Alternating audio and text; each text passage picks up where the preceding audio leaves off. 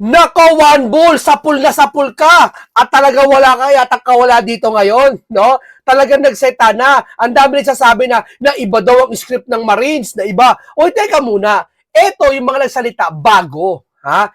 At yung iba luma na. Pero hindi kagad nila hinahayag. Ang gusto kasi nila, pag lumabas yung Marines, sabihin lahat ng kanya nalalaman. Meron ba nun? Sige nga, ikaw, matagal ka naglingkod sa opisina ni Saldico. Sabihin natin, 2 to 3 years, matagal-tagal na rin yan. May mga 5 years pa dyan. Palagay natin, pinakamatagal na yan. Makukwento mo ba lahat? Lahat sa kanila? Makukwento nyo ba lahat sa kanila na lahat na nangyari sa isang araw lang? Hindi. At may mga diskarte sila baligod na kung saan hindi kagad sasabihin kung sino-sino yung sangkot. Bakit? Para hindi mapaghandaan. Sabi nila, may bago na namang script ng 18 Marines. Talaga ba script? Ha, pwede bang hinati-hati muna yung yung nalalaman niya bago niya sabihin sa taong bayan talaga? Halimbawa, ngayon, sinabi ko si Juan saka si Pedro. O, kinabuka sa isang buwan naman, sasabihin ko naman, si Lucas saka si Risa. Halimbawa lang, halimbawa pangalan lang. Iba-ibang pangalan. Hindi porket nag-iba ko ng pangalan sinabi ngayon, bagong script na yon. No? Hinati-hati ko lang sabihin sa taong bayan kung ano yung nalalaman ko. Bakit? Diskarte yun eh. Bakit? Para malaman at hindi mapaghandaan. Tama? Kasi pag sinabi mo lahat na nalalaman mo, mapaghahandaan ka. May mga kaya, tanungin mo si Pinky kung bakit para siya lang ginawa niya. Di ba? Ganun kasimple lang yon. Dito, diskarte yan nila Atty. Baligod at ng 18 Marines. Kaya nga gusto nila, nagpupumilit sila na gusto nila maimbestigahan sila, imbitahan sila ng formal sa legit na Blue Ribbon na sinasabi nila Erwin para mahayag kaso hindi Noon pa nila ginawa yung affidavit na yan. 'Di ba? Noon pa nila yan. Tignan mo affidavit nila. Sabi na iba daw ang script, kasama na daw si Cheese Escudero. Ang kasama na si Cheese. Alam ko, wari ko ganito nangyari diyan, ha? Malamang yung affidavit niyan mas nauna nang ginawa kaysa doon sa pagtataksil ni Cheese. Tatingin ko, hindi lang mula nila dinadawit ngayon kasi si Cheese maapektuhan yung liderato nila Cayetano. Gets ko. Parang gano'n nangyayari. Mako-conflict sila Di ba? Pero yung si Cheese, nung si Cheese umalis na, sa kanila nilabas yan. Malalaman nyo sa affidavit yan kung kailan pinanotaryo Kung mas nauna yung notaryo sa kanila, mas malakas ang possible, mas nauna yung 18 Marines na magawa ng affidavit kaysa sa pagtataksil ni Cheese. Kaya hindi mo pwedeng sabihin na kaya si dinamay si Cheese kasi nagbaliktad na sa Cayetano Black. Hindi ganoon. Mas malinaw pa yung bumaliktad si Cheese kasi ayaw niya madamay at gusto niya pagtakpan ang flood control issue. Mas malinaw yun kasi nangyari yun sa harap natin. 'Di ba? Dito may picture silang pinakita, 'di ba, sa bayan ni Cheese? O yung kasalanan ba nila Marines yun? Makakapasok ka ba sa mamahaling subdivision para magpicture doon sa bahay harapan ni Cheese? Para sabihin mo, mapaniwala mo, bahay ni Cheese yun? Hindi. Nakapasok talaga siya doon kasi may otorisado. Minsan kasi ako, nasa serbisyo pa ako hindi ka makakapasok sa isang subdivision na mamahalin. Ayoko na magbanggit ko yung mamahalin subdivision. Pagpalagay natin yung subdivision ng mamahalin, katulad na nandyan sa Alabang. Ayoko na banggitin. No? Hindi ka pwede makakapasok diyan na kung ang ikaw lang wala kang permiso sa loob o wala kang kakilala, papasok ka lang basta-basta, magpipicture ka ng bahay. Walang ganoon, bawal yun. Doon pa lang sa gwardiya, harangin ka na. Ibig sabihin, yung 18 Marines, kung mamahalin yung bahay ni Cheese, kita nyo na subdivision nyo, exclusive yun, malamang, hindi ka basta-basta makakapasok. Maliban na lang kung si Cheese nakatira sa squatter. Pupunta ka lang, para picture yung bahay niya, sabihin mo, ito, nag-deliver ako. Hindi 'Di ba? Sabi niya may logbook pa daw ata, may picture pa kung ilang December ata, may picture pa. 'Di ba? Kitang-kita resibo doon pa lang 'Di ba? At maaaring nauna 'yon kaysa doon sa pagtataksil ni Cheese na sinasabi niya 'yon. Para kasi yun ang gusto nilang palabasin Kaya daw itong mga script na to naglabasan na ngayon. May bagong tao naman, kasama sila Arn, kasama sila Torre, kasama sila ganito. Kasi may bago naman pampagulo daw 18 Marines. Hindi. May mga bagong tao may 4 na bago nagpakilala ng Marines Dating Marines. Dishonorable discharge siya. Pero tinatawag din na Marines ngayon. No? Common sense lang. Kung eto hindi totoo, sige, hindi ko siya sabi totoo sila. Kung hindi totoo to, dapat ipatawag nyo na malawakang investigasyon. Kaya nga gustong-gusto ng taong bayan malawakang investigasyon. Bagay na ayaw ninyo. Tama? Ayaw ninyo. Uulitin ko, 9 na tenga ang Blue Ribbon Committee ni Pinky. Pero tahimik kayo. Ngayon, Erwin, ipapasa mo kay Kiko. Ipapasa mo kay Kiko, di ba? O, tapos ayaw mo. Bakit na naman ipapasa mo? Dahilan mo na naman yan. Di ba? O sige, let's say parang conflict kasi nadadamay ka. Ipasa mo kay Kiko. No? Tanong, bakit ngayon lang kayo mag-iimbestiga, Kiko? Ha? Ibig ko pala sabihin, ngayon lang kayo kikilos? After 9 months? Na si Pinky dati, wala kayong kibo eh. Di ba? Wala kayong kibo. Ngayon mag-iimbestiga kayo. Haharap, eto nagkakalabasan ng mga 18 months, kailan kayo mag-iimbestiga? Hindi ba dapat noon pa, sa panahon ni Pinky na siya may hawak ng Blue Ribbon, nagkumahog na kayo at ipinatawag nyo 18 Marines at doon kayo gumawa ng malawakan na investigasyon. Hindi yung lumabas lang yung 18 Marines, patawag mo, tapos sabi mo, hindi kami naniniwala sa 18 Marines. Peki ang sinasabi niyan. Kung ano-ano sinasabi ng mga yan. Sapat na ba ang berba lang? Ha? Hindi. Ipatawag nyo sa Blue Ribbon, malawakan investigasyon. Ano ibig sabihin ng malawakan? Lahat ng sangkot at lahat ng pinangalanan, binabaybay ko na para mas maintindihan nila eh. Kasi hindi nila maintindihan eh. Para tumagos sa puso nila. Di ba? Para malaman ng lahat, ang malawak at ipatawag ang lahat ng pinangalanan at tanungin, i-cross-exam niya, magbigamak, ako si Terililing, ako si Junel, pinagbibintangan ako si Arn. Hindi ba pwede pagharapin mo lahat sila? Sabihin mo, saan mo ako nakita? Saan mo ako, mag-cross-exam sila, mag-cross-exam kayo para malaman. Hindi yung sasabihin nyo, hindi totoo sinasabi niyan. Puro kasinungalingan lang yan. Biruin mo, magsasabi ka na hindi ganun. Hindi ho ba? Yun ang armas nila. Verbal lang. Ang pinakamaganda, hindi ko siya sabi totoo yung mga sinasabi ng 18 Marines, ha? Hindi ko siya sabi totoo yan. Ha? Ang sa akin lang, para mas malaman ang katotohanan, imbitahan nyo kasi kayo bukas yata may special session. Kayo na, sabi ni Cayetano, sa inyo na.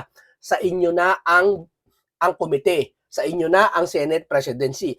At wag lang yung Blue Ribbon, nagkakiusap. Pero kung gusto nyo pa rin yung Blue Ribbon, mapasain nyo pa rin, isa lang ibig sabihin yan. Ayaw nyo mapangasiwaan ni Senator Dante Marcoleta na ang Blue Ribbon na matuklasan niya kung sino-sino ang big fish. Di ba? Gusto nyo sa inyo pa rin. Di lumalabas, ganun pa rin, walang pinagbago. Di ba? Kasi pag yan na kay Senator Marcoleta, ang gagawin dyan, malawakan investigasyon. Bagay na hindi pa nangyayari sa kasaysayan ni Pinky at ng iba diyang komite mga nandiyan senador. Pakinggan natin to. Itong paano natin ang pasabog dito.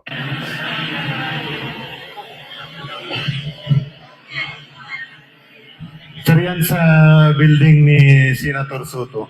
Nako.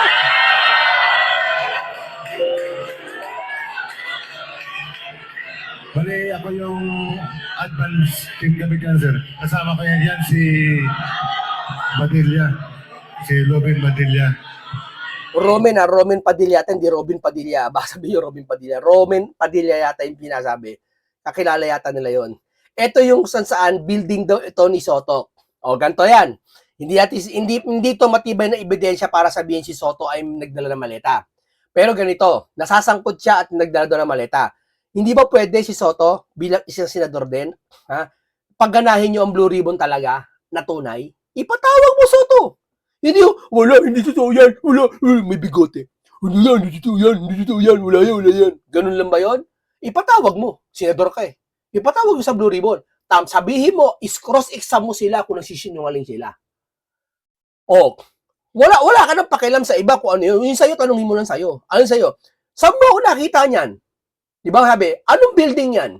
Pwede nyo puntahan. Di ba? Pwede nyo i-confirm kung kay Soto yan. Di ba?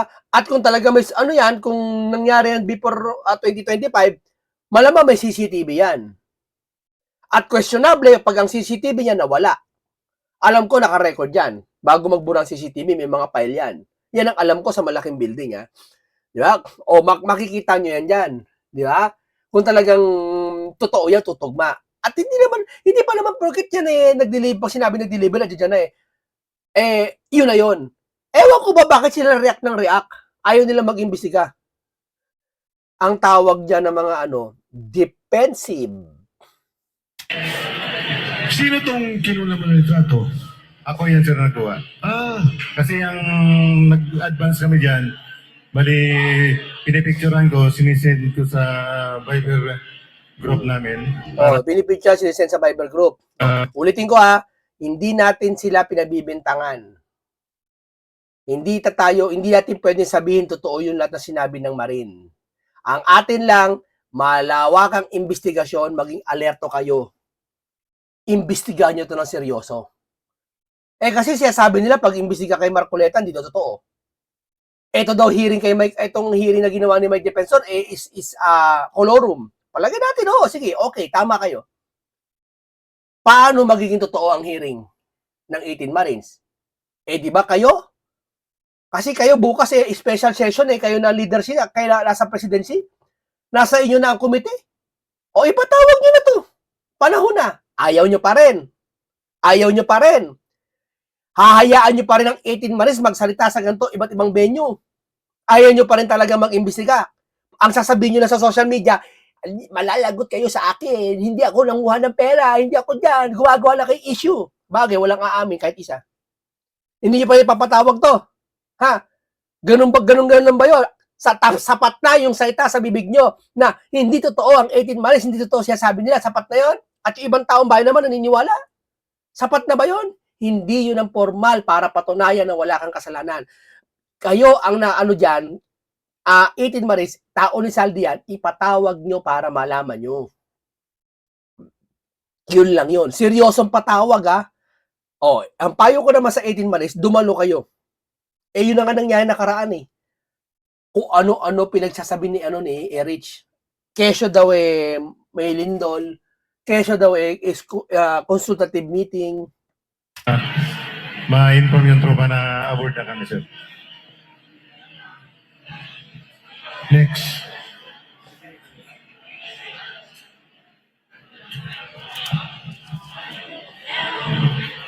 Ayun, si Torre, si Torre. Torre.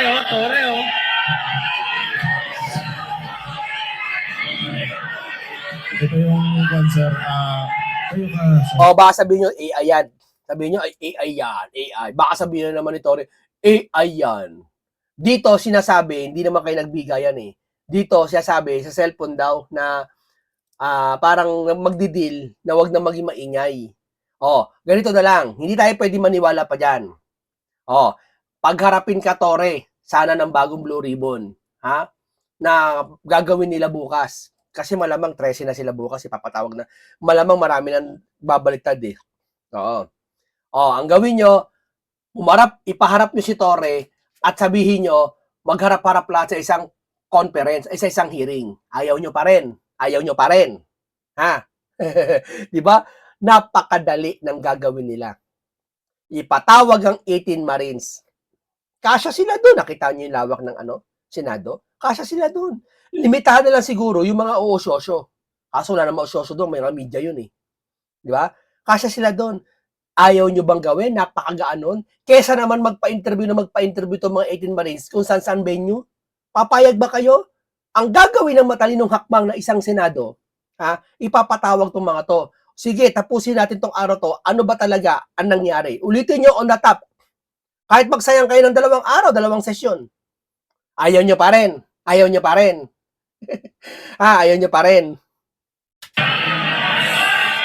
Pakinggan po natin, mga kasama. Noong time po na lumabas si Taporli po, Gutesa, I think September 20. Sarge. Quiet lang po para malinaw na madig natin. Sarge, sige, go ahead.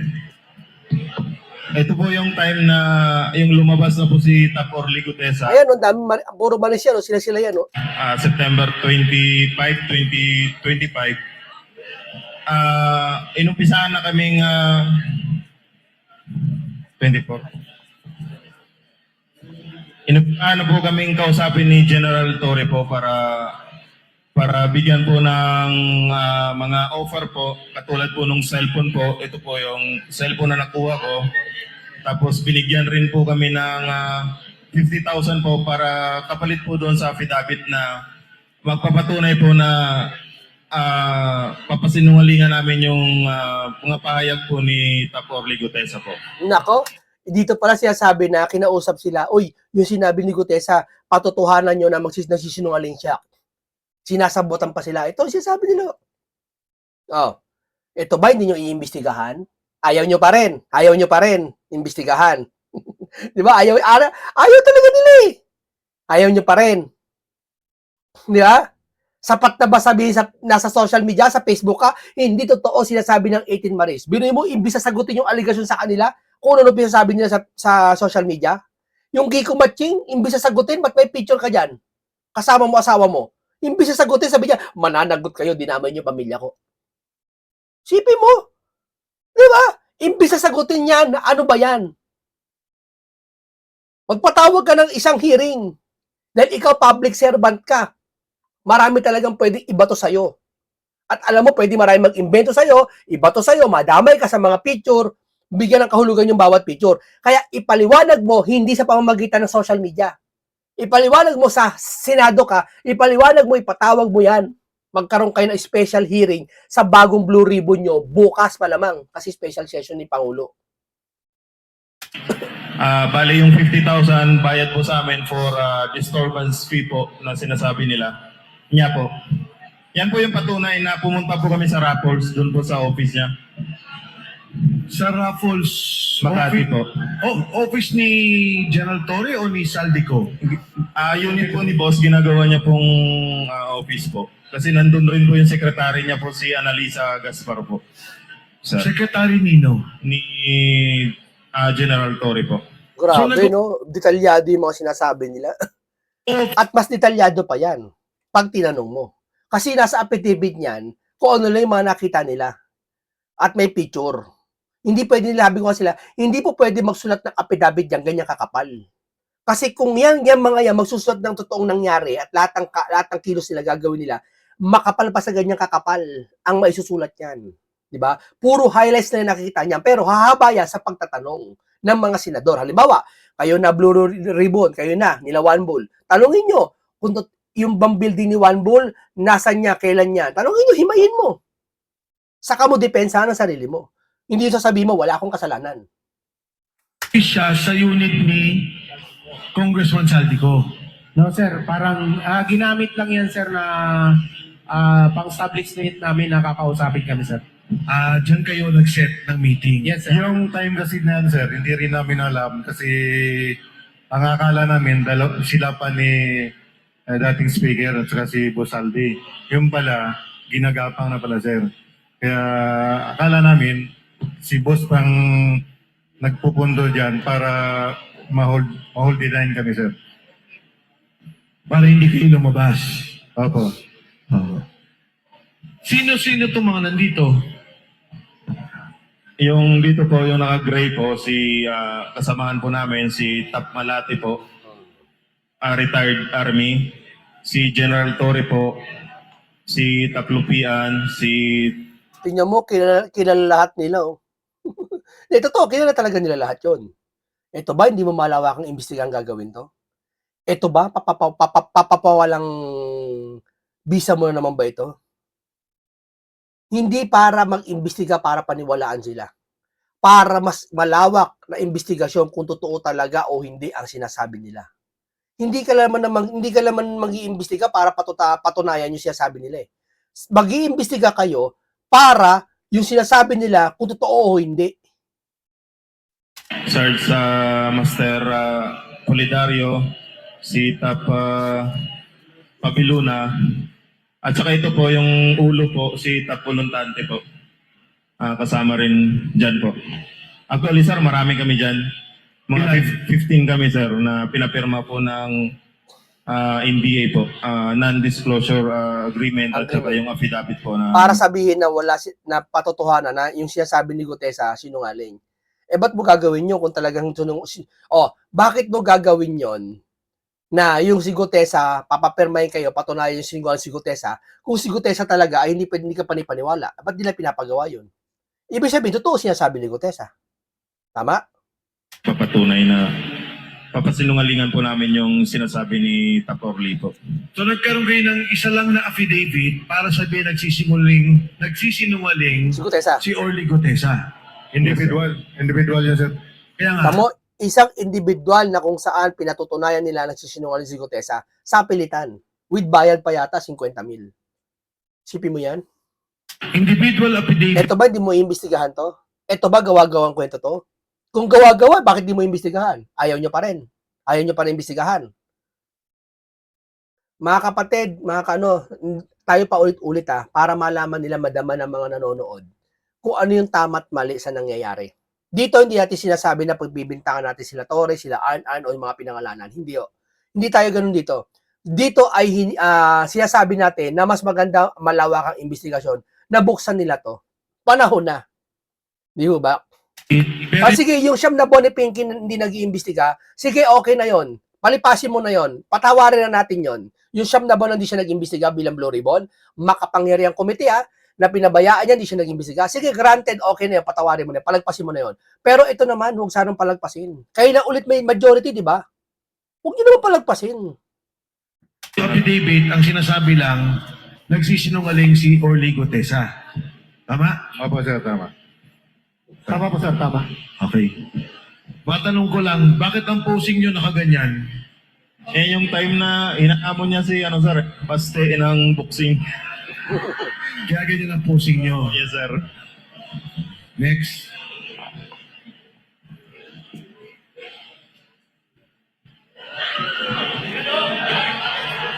Kami po yan. Nagpa-picture po siya sa akin.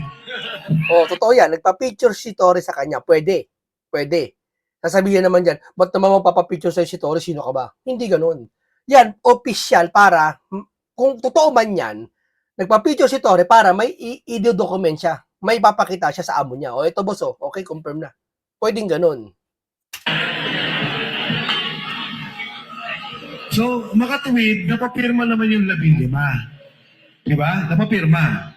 Ang ginawa kasi namin nun, sir, nag-usap kami ng 15. Hindi kami pumirma nung time na yan, sir. Ang ginawa nila, sir, by batch na kami. Pero napapirma pa rin kami, sir. Napapirma. Yes, sir. Ano pa ang pinangako sa inyo dyan? Trabaho po. Yun po. Gagawa daw po siya ng security agency. Tapos, yun po. Kapalit po nung mga cellphone at saka yung mga hindi na po kami lalabas. Hindi, mabuti. Katunayan nga, Tamo? Yan ba, hindi nyo imbestigahan? sir, yung ibang tropa nandun sa agency ngayon. Mga 28 mga tropa na nandun ngayon, sir. May 28 kayong kasama nandun sa agency ngayon. Opo, sir. Wala namang pananakot. Yun, kasi Walang pananakot, pero may kapalit. Ganoon na rin yun, pananakot na rin yun. tama, hindi naman Hindi ba nakakatakot yun? Wala kang pananakot, pero yung sitwasyon nakakatakot. Kung hindi ka sumunod, kung hindi ka magpabayad, na huwag ka na mag-ingay, at sabihin mo, yung sinasabi ni Gutesa, sinungaling. Pasinungaling mo yung sinasabi ni Gutesa, mga kasamahan nyo, di ba si Gutesa? Kayo gumawa ng paraan, pasinungalingan yung si Gutesa. Di pananakot na rin yun. masabing pananakot siguro, sir, kasi parang doon na pinangakuan ng trabaho saka hindi na magsalita. Ganun, sir. Sarge, go ahead. Balik ulit tayo doon sa sinasabi mong maleta. Ilang Yari ka dito, one ball. maleta iyong pinala doon sa sinasabi ninyong building, building di umano ni Tito Soto? 5, sir, 5. 5. Ano ito, magkakapareho ng laki? Opo, large. Malaki po yan. Large, isabihin 250 million. Kasi 50 million to 70 million ang isang maletang malaki. Palagay mo ng 50 million na isa. Sabihin 250 million. Tanong, ba't siya binigyan? Ito ba hindi mo ikaw cross-exam, one ball? Ito ba hindi kayo papatawag ng special hearing para i-cross-exam lahat sila? Sapat na ba sabihin dito, hindi totoo yung mga yan, hindi totoo yung mga yan, hindi yan. Gusto nila pagtakpan yung issue ngayon na kay Sara. Totoo ba? Ito ba, hindi papatawag yung ganito? Alarma to. 250 million, laki nun. 5 maleta. Alagay mo sobre monthly. Kada monthly, ilan yun? Di ba? Hindi ba alerto sa inyo to? Ipatawag nyo. Tanongin nyo, i-cross-exam mo. So kung ito lags, Baka, hindi pa, ba't ka nabigyan ng maleta? Di ba? Yun lang yun eh. Para papangunahan mo leadership ng, ng pagiging SP. Sunod-sunuran ka dapat, maging tuta ka. Kaya pala tuta ka. Kasi nakatanggap ka ng maleta, ganun ba yun?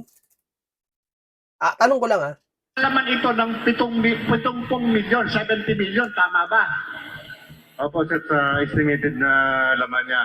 Kung ito ay 5, merong 350 milyon. 50 to 70, pero yung laman nun, 40 lang, sir, sa estimate ko. Meron ba sa inyong nasabi itong amo ninyo kung para saan yung dala-dala ninyong pera? Dahil na sinasabi nito si Tito Soto na wala siyang pwesto nung mga panahon na yun. Bakit kailangan mo magkaroon ng pwesto para sabihin na tumanggap ka talaga?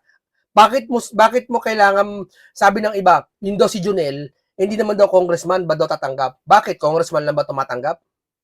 Hindi ba pwede ordinaryong tao tatanggap ka? Ba't kailangan pa maging opisyal ng gobyerno para tumanggap ka? Yun ang gusto nilang palitawin eh. Bilyan siya. Yung time na yun, sir, may picture ako, April 24, 2025. Nakita yun sa slide. Ayan, sir. Yan. Okay. April 24, 2025. So, kailan ba naging January, February, March, April? Hindi pa to election. Wala pa to nakapwesto, tumatakbo pa lang to si Juan Bull.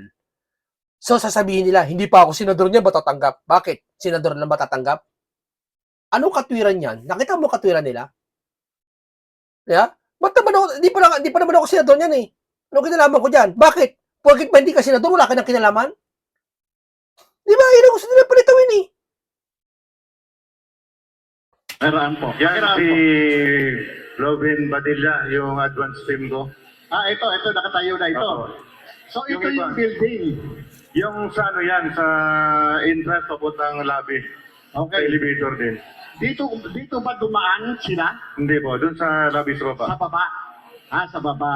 So, itong building na to, anong floor? Kung alam mo anong floor yung tanggapan ni Tito Soto dyan sa building na yan? Dalawa daw yung pinagmimitingan dyan, sir. Fourth floor, saka yung isa, hindi ko kabisado yung anong floor. Fourth floor. Baba.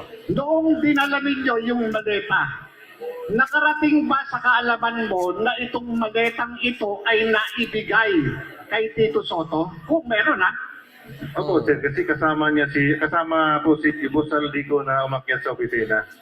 Kasama ka. Hindi po, kami sa baba po ako. Sa baba. Nag-guide Ibig ako. sabihin, ang tanong ko, kung nakarating ba sa kaalaman ninyo bilang security ni Saldico, kung itong dala ninyong maleta ay natanggap ni Tito Soto? Natanggap po kasi Natanggap. siya yung Yun lang ang gusto ko malaman. Kung natanggap o hindi natanggap. So, Yan ba, Juan Bull, hindi ka magpapatawag ng investigasyon? Si Wing Gatchalian na magiging Senate President, hindi ba siya gagawa ng panibagong komite? O palagi natin si Kiko Matching, ang bagong Blue Ribbon. Hindi ba ipapatawag ni Kiko Matching lahat yan? Para i-cross-exam nyo? Sige nga. Dapat ma-challenge kayo dyan. Huwag nyo muna i-demanda. Yan ang hirap sa inyo, demanda nyo kagad eh. natanggap. natanggap po. Ibig sabihin natanggap. Ngayon, maliban doon sa delivery na yun, naulit ba yun? Yun lang yung participation ko dyan, sir. Yun lang ang participation mo. Ngayon, gusto kong balikan yung tungkol doon sa media. Yan na. Pwede ko bang malaman kung sino yung Arnold Clapio na binabanggit ninyo? Ako hindi ako makapaniwala na magagawa ni ni Arn. Oo. Kasi alam nyo si Arn talaga, bata pa lang ako, idolo ko na yan dati. Oo. Hindi ako makapaniwala na katanggap siya, pero sabi ko nga, dito pare-parehas tayo, wala tayong kakikilingan na bagaman nagsasalita siya nakaraan, para bang hindi tayo makapaniwala siyempre na narito. Pero kung tinabi ng 18 malis yun, sana imbestigahan to at iharap si Arnold. Oo, ganun kasimple lang yun. Oo. Ako inaamin ko talaga, naging idolo ko yan si Arn. Yung bata-bata pa ako. Lalo na yung manika yung puppet. sa unang hirit. Talagang ano yan eh, magaling talaga si Arn eh. No? Ngayon, para safe, maganda, imbestigahan nyo kasama si Arn. Tama? Tanungin mo, i-cross exam mo. Ayaw nyo pa rin. Ano ba yun? Tao ba yun o tao? Tao ba yun o ano, manika? Baka manika lang yun, ha? Arnold Clavio po yung nasa media. Hindi, saang media? Kung ito, Sa GMA po, GMA, marami kasi GMA. magkakapareho ng pangalan. Marami, no? Yung sample po, GMA. GMA. Yes po. Ano siya sa GMA? Kung alam mo, ha? Ano siya sa GMA? Angkor po. Anchor. Ibig sabihin, kung Anchor, may programa. Yes po. Ano yung alam mong programa na pinag-aangkoran niya? Genius po, tsaka pangalan niya po Igan. Kasi kilala ko po siya. At sa nakikita TV. Okay. Ayon sa'yo, ano ba ito? Ano ba yung kaugnayan nitong si Arnold Clavio? Bakit nabanggit mo kanina? Pwede mo bang pakiulit sa akin? Siya po yung mga laging kamiting ng ni Boss Bernard. Ano naman ang kaugnayan nung pinag-uusapan natin ngayon? Kung lagi lang siyang kamiting, anong meron? Yun po yung mga meeting nila na yan, ay mga, siguro may mapaabot si Boss B kasi minsan narinig ko, may mga pahabol siya ng mga balita. Ganun po, tapos monthly po yung kwan yan, may monthly po yung paper bag niyan. Paper bag. Ito, hindi natin alam kung pera laman ng paper bag. Ha? Dapat to imbestigahan. Alam mo, lahat ng bagay matandaan sa investigasyon. Huwag niyo sasabihin, hindi totoo yan. Ganun na lang ba yun? Ang galing, no? Ganun na pala ang investigasyon ngayon. Ang dali lang pala gumawa ng krimen. May magsabi lang sa'yo, ay, hindi totoo yan. Huwag kayo maniwala dyan sa mga yan. Sapat na pala yun. Sabihin lang pala, naku, mga dishonorable discharge yan, mga yan. Naku, sisinungaling yan, mga DDS yan. Ang dali, ganun na pala ngayon yun, no? Pag gumawa ka ng krimen, tapos may mga tao magsasabi sa'yo na hindi totoo yan. Pwede na pala mapawalang bisa ka, no? Ganun lang pala yun, no? Maliit lang. Ibig sabihin, may involved na pera, tama ba? Yes po, May involved na pera. Gaano karaming pera? maliit lang po paper bag. Paper bag. Kung paper bag lang yan, nasa ano lang yan, nasa 100,000 kasi ganyan na eh. Yung mga lumang pera, yung mga bagwag, 100,000 ganyan na. So, ibig sabihin, kung 500,000, kung paper bag, kasya mga 400,000. Yung paper bag, gaano Ang karami 1 milyon kasi isang dangkal eh. Pwede rin isang dangkal, pwede rin. ang laman? Ang nagbibilang po niya is yung kapatid ni Bernard Peralta na si Ariel Peralta. Ako po yung driver niyan kasi maaga pa po. Ang maaga po yung meeting lang palagi.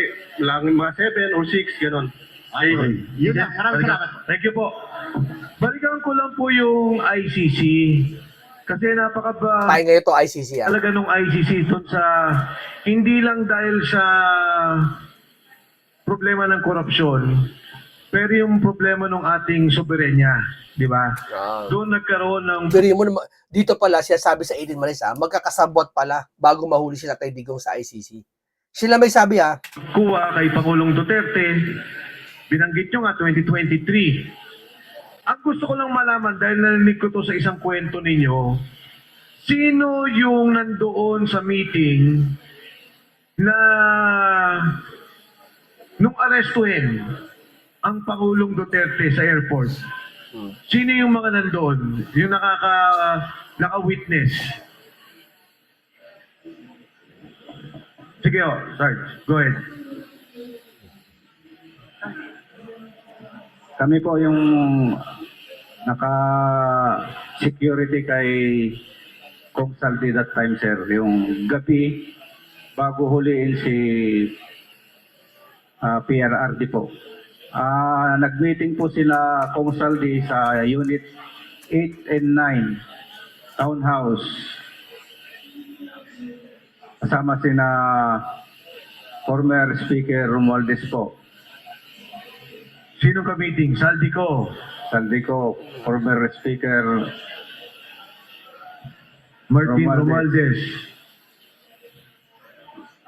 Si yung Chief PNP po, si Marbil, General Marbil. Marbil. Opo. At that time, si General Torre, hindi naman siya Chief PNP pa, di ba? Hindi pa po. Sino pa? Si Teodoro, Gibo, Nako. no? Gibo Chodoro. Gibo Teodoro po. Kasama po siya doon. Saka si Trillanes po. Trillanes. 5 lang? Si Dilima pa po, Dilima. Di ba? Leila Dilima. Nandun din po siya. Sino pa? Pinag-uusapan natin nung gabing Yes po, yes sir. kinaumagaan sa inaresto, di ba? Oh, sir. So nung gabi, Nag-meeting po sila doon sa townhouse. nag-meeting sa townhouse, Trillanes, Gibo, Laila, Speaker Romualdez, Saldico, Marbil, sino pa? Wala ata si General Torre that time. Yun lang po yung nakita ko, sir. Ito, alarma to. Pwede mo bang sabihin na hindi totoo yan? Siyempre, ang gagawin mo, ipapatawag mo. Di ba? Yun ang pinakadabi sa lahat eh. Kahit yung isang magulang, sa isang school nag-awa yung isang estudyante, ipapatawag sa guidance. Ano sasabihin? Itawagin mo magulang mo. Gusto ko makausap magulang mo. Di ba ganun? Pag may nasa school, nagka-problema anak mo, o nagka-problema, di ba kakausapin ng advisor mo yung estudyante? Tawagin mo, estudyante, magharap kayo. Ano yung kahit sa barangay, sa lupon eh. Away ng kapitbahay nyo dahil sa aso. O, anong gagawin? Di magkakaharap kayong dalawa? Minsan pag-aayusin kayo. Minsan, ano ba problema? Ganito. Yun ang tama eh. Pagdating dito, sasabihin nyo, inisisinungaling sila? Sapat na ba yun? Lalong hindi kami maniniwala. Mas maganda, marinig namin side nyo. Sa opisyal na hearing, sa Blue Ribbon, na sinasabi nyo kayo opisyal. Dahil yun ang tama. Tama? General niyo, wala. Hindi ko pa nakita. Kasama din doon. General Anyo. Yes, sir. Kayo magkasama. Yes, sir. Yes, sir. Nung gabing yun. Ay, kami yung sir, yung naka-back up kay sir. Okay. Naka-duty. Meron bang pagkakataon na kay Jojo Cadiz nakaharap ninyo? Dahil lumalabas yun sa kwento eh. Sa Tamarin, yung delivery. Meron ba nakasama dito? Wala. Yung nag-deliver kay Jojo Cadiz sa Tamarin. Ikaw? Yes, sir, ako doon. 30 Tamarin, 2 beses. December 2 at saka December 5, 2024. Yung si Jojo Cadiz, nag-deliver kayo? Sir, ang pagkalam ko, sir, pag pumapasok ako doon sa may gate ng Nara, To, tao ni Saldi to ha. Tingnan niyo yung mga ugisan niyo yung mga sinasabi, yan ba sisinungaling? Kayo naman. tinatanong sa akin yung guard kung saan. Ang sabi ng AA, 30 Tamarin. At ang binabanggit ng gwardiya, Nelson Go. Huli na lang po namin nalaman na Jojo Cadiz pala. So nakapag-deliver kayo lipatan sa kotse kay Jojo Cadiz. Pag-ulit, sir. Meron kasing kinikwento nung hearing na di ba yung delivery ng pera sa Tamarin, 30 pala yun, 30. Yes, sir. 30 Tamarin. South Forbes, Makati. May delivery ba kayong ginawa na kay Yusek Jojo Cadiz? Kasama ka ba doon? Sir, yun nga po, sir, ang participation ko talaga. Okay, maraming salamat dito. At sinasabi dito talaga, kayo na bala humusga. Mas maganda malawak ang investigasyon. No? Okay, maraming salamat. Isang komentaryong punong-puno ng karunungan at kaalaman na naman. At isang talakay na makabuluhan ng aking inatid sa inyo. Marami na naman kayo natutunan. At dito nga sa atin, si Mike, nabola sila. Noon, nagkunwari si Mike na Blue Ribbon. Nautakan sila ni Mike. Kumagat sila sa patibong ni Mike Defensor. Nahuli tuloy sila. Ano? Okay, maraming salamat. Ang ganito lang po. Paalam po sa inyong lahat.